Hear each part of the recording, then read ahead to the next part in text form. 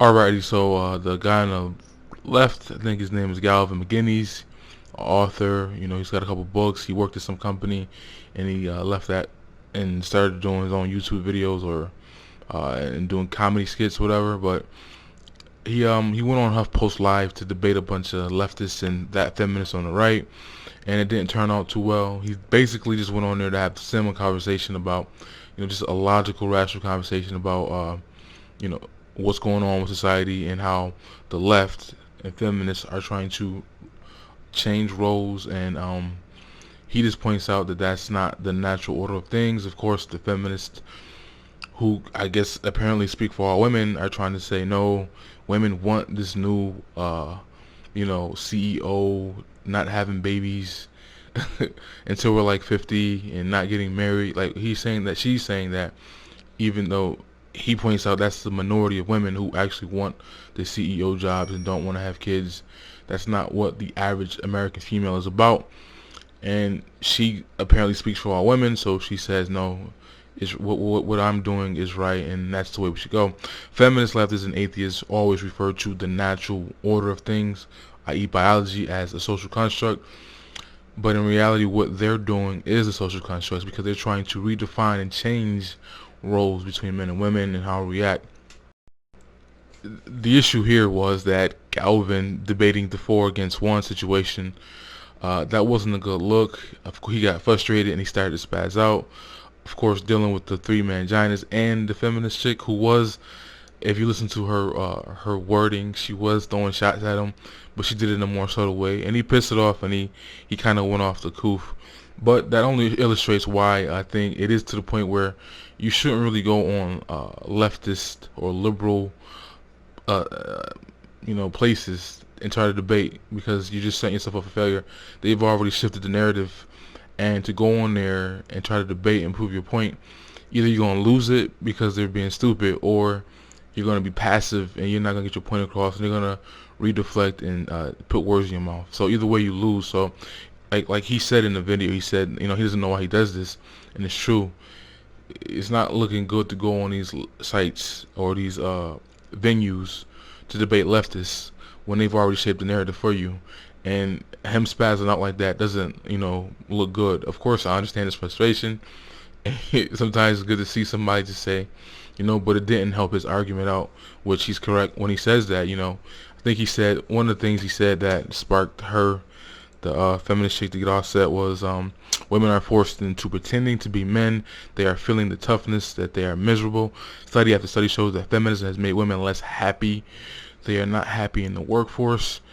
For most part, I would guess 7% of women like not having kids, and they want to be CEOs, like staying at the office all night working on a proposal, or all power to them. But by enforcing that as a norm, you're pulling these women away from what they really naturally want to do, and you're making them miserable. So in reality, even though he's going to be considered the chauvinist, the patriarch, the antiquated ideologies, whatever, he's in fact defending women by saying that's not really what you want. It's ironic though, there's not a lot of women who will voice that their damn self. I mean, there's few. You got Susan Vanker, which is where I got this article from, and there's a lot more, but for them, I'm talking about the regular women. Like, when some feminist comes out and says, do this XYZ, we want you to have this, they don't say, well, really, that's not what we want. Because if you go specifically in the black community, what these feminists are advocating is not what black women want. The problem though is that in the black community a lot, you have the confusion, because they want it both ways. They want the liberated, powerful, independent female woman, but they also at the same time they want the traditional man to do XYZ. So when they feel like they want to go back and play house and be subservient and do those things, that it can work when she wants to on her time, and it don't work like that. That's what I don't like. I don't like the traditional / feminist. You can't have both ways. But let's just listen to the conversation. They control is what, 20, 30 years old? You're going against 40,000 years of evolution. And if you want to talk about baseless, stupid violence, punching someone in a bar, that has been plummeting for the past 50 years. And to say we're a culture doused with guns, gun violence has all gone down. So totally irrational, stupid violence has all been going down. And so this idea that there's all these shootings, so they're on the rise, it's a quantifiable myth. But the idea of men having to be tough, sorry, but we're the breadwinners for the majority of cases in the Western world. And yeah, there's an element of violence or at least toughness in running a business. Just the other day, this coworker was telling us, what the fuck, you moved this director over to this other job? And I had to come back and say, don't fucking give me this what the fuck shit, okay? We moved the director to a job that was paying more money. It was almost like a fist fight with words, and I had to do that in order to generate income to pay my bills, to feed my children, okay? So this innate toughness that men have is crucial to our survival. And Gavin, well, I don't think it's not crucial. But Gavin, isn't society changing in the moment where women have that toughness as well, and women are becoming the breadwinners, and that men aren't just the sole breadwinners anymore? We've trivialized childbirth and being domestic so much that women are forced to pretend to be men. They're feigning this toughness. They're miserable. Study after study has shown that feminism has made women less happy. They're not happy in the workforce for the most part. I'm sure 7%, I would guess 7%, like not having kids. They want to be CEOs. They like staying at the office all night, working on a proposal, and all power to them. But by enforcing that as the norm, you're pulling all these women away from what they naturally want to do, and it's making them miserable. Okay, they don't like that shit.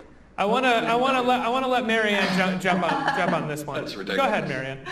Yeah, I'd like to say as a feminist that I'm pretty darn happy, and I don't think I'm in the minority, and there are plenty of studies showing exactly the opposite, that when you actually have couples, when you have men and women both, are happier when they actually have accepted the fact that there is no such thing as innate characteristics. There is no such thing as women really want to do this and men really want to do this. That's exactly the source of policing and control and kind of misery. I'm not done yet, Gavin, so you can be aggressive on your own time. But the idea here is that there's nothing about being tough or being aggressive or being successful that is at all related to being a male. It has everything to do with trying to make sure that you can be a good person, be good for the rest of your family if you choose, and you're contributing something to society. It's a really pernicious myth, this idea that there's something about being male that makes you either better equipped, better able, more likely to succeed, or to do any of these things that we should value in our society. It should be a fairly simple conversation that if there are good things for people to do that improve everybody's lives, that make society better, less violent, more interesting, more creative, more fun, more sexy, those are things that we should be talking about that everybody can do. And it's just a sign, as I was saying, of weakness and fear and at least some kind of figurative impotence to say, no, it has to be like this. I demand that it stay like this, and all of you who are doing things that are different are messing with nature, and I really need you to stop. That's a real sign of weakness. May I jump in here? Yeah, go ahead, Michael. Yeah, well, see, so I appreciate what Marianne is saying, and I think if you watch what Gavin's doing here, you're seeing exactly how masculinity works. And that is that people define it in a particular way and then threaten those who don't conform. So people who question gender are called wimps. They're considered not strong enough. There are fantasy studies which show that taking a sort of deconstructive view of gender makes people miserable, and we really are slaves to our biology, and we should just get back to the way things were. This is called the policing of masculinity, and it's extremely common in the culture. So, Gavin, I want to let you respond to that, to both of those. Go ahead. I don't know why I do these things. I'm not enforcing anything on anyone. I'm saying the opposite of that. I'm saying we are ignoring the vast majority of the way people naturally behave. I don't want to enforce anything on anyone. You're the ones doing the enforcing. You're the ones saying women have to be in the fire department as often as they are in the real world. I didn't hear anybody say that. That must have been in your head. Okay, well, my gut says that the majority of women like being domestic and shaping lives. And until you've tried it, I wouldn't poo-poo it or My wife's a trivialize it, professor okay? of medicine. She's pretty okay in what she's doing. Oh, good. You found some anecdotal evidence to prove your point. Congratulations. Well, I also As to your gut. Wait, hold on, guys, hold on. Let's let Gavin finish, and then we'll go to someone else. All I'm saying is people would be happier if women would stop pretending to be men and would stop trivializing childbirth and domesticity. It's shaping a life. That's way bigger than what I do. I make commercials and funny videos. That's nothing compared to shaping a life. Mm-hmm. But Gavin, why isn't it that someone who is masculine can't shape a life like that? Why is it that we separate that for someone that's feminine? I'm sure it's possible for them to be house husbands who are perfectly happy and good at functioning, but you people have taken that as the norm now, and it's ridiculous. You look ridiculous, okay? When I see the guy, we've got guys who won't even, their wives won't take their last name. They stay at home while the wife makes money, and they think that they're happy, and I'm sure a tiny percentage are. But when you swing the pendulum so far away from the natural world, you all look like a bunch of fools. Yeah, but Gavin, you're confusing the natural world with societal norms that were established only 100 years ago in terms of taking someone's name, or hundreds of years ago. You're not. This isn't the natural order. That isn't evolution. Well, who says it's not the natural order? I'm talking about 40,000 years. You're talking about a generation. And I see these people, okay? I see these 40-something who've been pushed, these women who've been pushing their careers, and they're fucking sad, okay? They want to adopt. They're taking hormones. They're trying to argue about stuff. Can we get a fucking surrogate? They're making twins because they've taken so many hormones. They're spending tens of thousands of dollars because they waited too long. And I can see it's going to happen to you. I forgot your name, but I know you don't have kids. Marianne, we have to go, and I want you to respond to that and wrap us out. Well, I do think it's interesting because Gavin is in fact presenting what's wrong with masculinity right now. It's this insistence that things have to be a certain way. What does his evidence for that? I'm not insisting anything, you fucking idiot. Oh, Gavin, take it down. This is what masculinity looks like. This is exactly what it looks like. Now, why is Gavin so scared? Why is he so frightened of the fact that some women don't want to have kids, some women do, some men want to take care of their kids, some men don't. Nothing should be frightening about that. It's the only thing people need to be scared of is people like Gavin who are simply imposing their way and saying it has to be this way and pretending to be concerned about people's happiness. If people are truly happy doing something, if it really is in their instincts, no amount of culture is going to change that. It's not as though you stop being hungry because society tells you not to. So the fact of the matter is, if our society is getting more equal, men are doing things that they didn't do before, women are doing things that they didn't do before, and we're getting healthier and happier as a society, there's nobody who should really be criticizing that. Another thing about, like, whenever we have this conversation, like where you saw with Lou Dobbs and Eric Erickson and two other gentlemen, when they went on Megyn Kelly's show to have that conversation, is always the extreme, as if men are saying, let's go back to 1950 and all that stuff. Obviously, that's not going to happen. And that's the point that I try to make, is women don't even realize that because they don't speak out and say, oh, that's not what we want, the narrative has already been shifted for you to the point where you're going to have to be that independent working woman. You're going to have to go out there in the workforce and do things that you women in the past, back in the evil patriarchy days, where men worked themselves to death in coal mines and on train track, leaving home to go work on the railroads, things of that nature. Men don't have to do those things anymore, right? You can work now too, and that's a post-feminist ideology. For 50 years, feminists have been telling women they don't have to follow their traditional roles, they don't have to do X, Y, Z. As a result of that, now in the last decade, you see men responding to that by saying, well, all those things that those men did in the past, every time we look on TV, we're getting told how evil that was, how oppressive that was, being a mother, nurturing, watching your children, bad, bad, bad. And now some men are like, well, since you don't have to do those things anymore that women used to do, we don't have to do the things we used to do. And that's where we're at right now. Obviously, that's not going to help build a better society, a better America, because you need strong families to build strong communities build strong nations. Obviously, we're not going in that direction, but it is what it is. In my opinion, the black community is a microcosm of what's going to happen with the rest of America. America will eventually, if things continue to go the way they are, with the infeminization of men and the masculation of women, we will be a matriarchy country, and that's not a good look because they don't last. To cap it off here, I guess I'm gonna read some of Susan Vanker's article, or I got this topic from.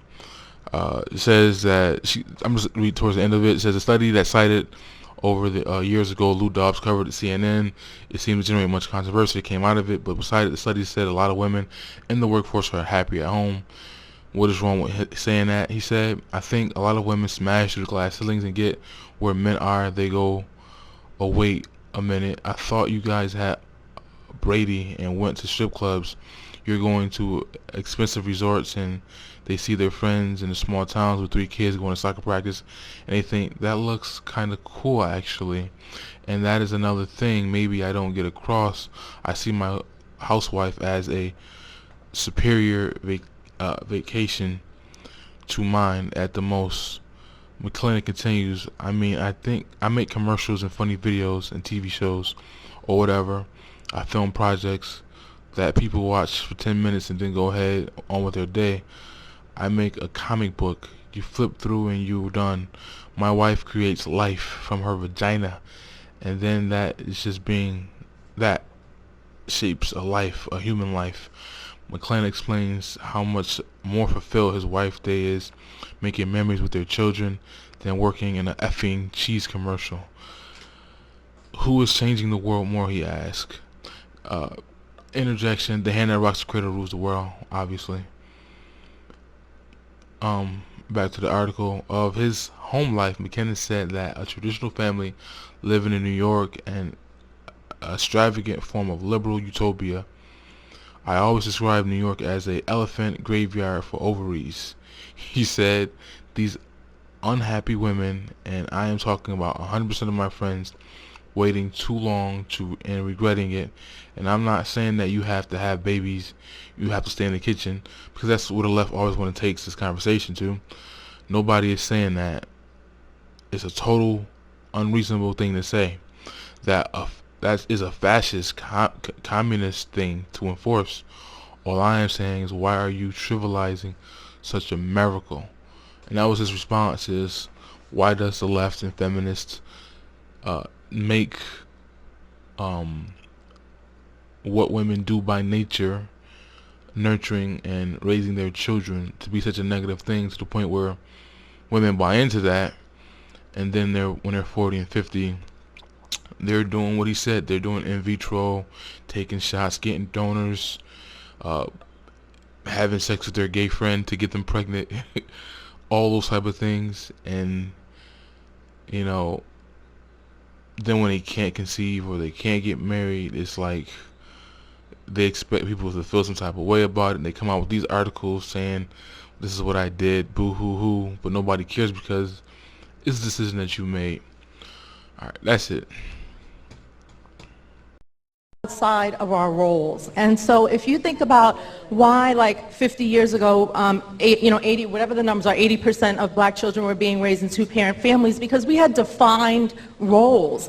You cannot be a great wife, a great mother, and have a powerful career all at the same time. You cannot. It is not possible. And I do not believe that anybody that thinks that, oh, I can balance all of that together, is being realistic about what it takes to do even 2 or 1 of those things well and correctly. Yeah, I agree with you. I think we've been fed this thing of we can have it all, and we've seen that something has got to give because we can't have it all. You can't have it all, and you know, maybe you can't have it all at the same time. So like right now, I'm a mother. I think I'm doing a great job at that, and I have a great career, and I'm happy for that. But I can't wait till my daughter goes to college so I can have a great relationship, because currently I can't give a man everything that he needs, because I'm honest. When I meet a guy, I tell him that, listen, Monday through Thursday I can't do anything. Absolutely. Like I'm homework. I really would prefer you not call me, because I like, so you know. And what I asked, in that schedule,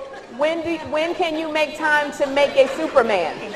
I need you to be good with yourself. I need you to meet me on Friday nights, alternate Saturdays, and sometimes Sunday afternoons. And this is the real. If we don't have a project, this is the real. If I don't have a project that I have to help her do. And so if you can work with me for the next 6 years on that, then I'm going to be like, taking care of you.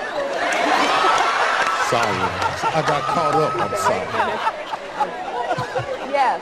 And I think that we just have unrealistic expectations of what we can do in 24 hours. And so when I come home from a tough job and I got a kid, I can't also service you the way, as a man, your needs want to be serviced. I might be able to service you the way I think you should be serviced, but that's not going to meet up with the way you think it should be. So, so all All I'm saying here is you're that happily married? I think Okay. that the 3 model rule of being a mother, being a great wife and being a career person is just not possible all at the same time. And if we could accept in each other that we're going to do 2 of those things really well, whichever choice you're going to make of the 2, then I think it would be much easier.